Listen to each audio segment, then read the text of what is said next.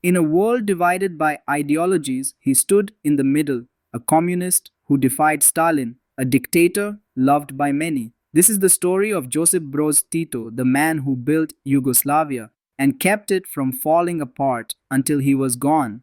Josip Broz was born on May 7, 1892, in a small Croatian village called Kumrovec, in what was then the Austro-Hungarian Empire. He was the seventh of 15 children in a poor peasant family. Life was tough and education was limited. He left school early and trained as a metal worker. His work took him across Europe, Slovenia, Austria, Germany, where he was exposed to socialism, workers' rights movements, and Marxist ideas. In World War I, Tito was drafted into the Austro-Hungarian army. He fought on the Eastern Front, was wounded, and eventually captured by Russian forces. While in Russia, he witnessed the Bolshevik Revolution firsthand and joined the Red Guards. These experiences planted the seeds of revolution and shaped his political ideology. After returning to the newly formed Kingdom of Serbs, Croats, and Slovenes, Tito joined the Communist Party of Yugoslavia. In the 1920s and 30s, the party was illegal and Tito was frequently arrested. But he rose through the ranks, admired for his discipline, intelligence, and charisma. By the late 1930s, he had become the general secretary of the party and was ready for the moment that would make him a national hero.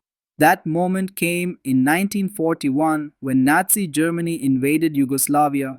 The country was torn apart and resistance movements formed.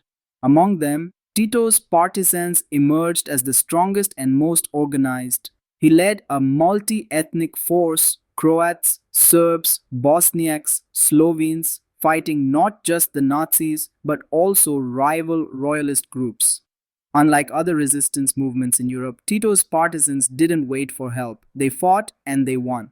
By the end of World War II, Tito's forces had liberated Yugoslavia and he emerged as the country's new leader. In 1945, he officially became Prime Minister of the Socialist Federal Republic of Yugoslavia. But what shocked the world was what came next.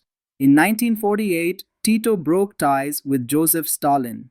At the time, this was unthinkable for a communist leader. But Tito refused to be a puppet of Moscow. Stalin tried to isolate him, even sent assassins to remove him, but Tito survived every attempt. He famously said, "Stop sending people to kill me. We've already captured 5. If you don't stop, I'll send one to Moscow and I won't need to send another."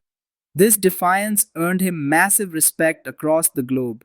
With Yugoslavia no longer aligned with the Soviet bloc, Tito carved out a unique position during the Cold War. He helped found the non-aligned movement along with Nehru of India and Nasser of Egypt.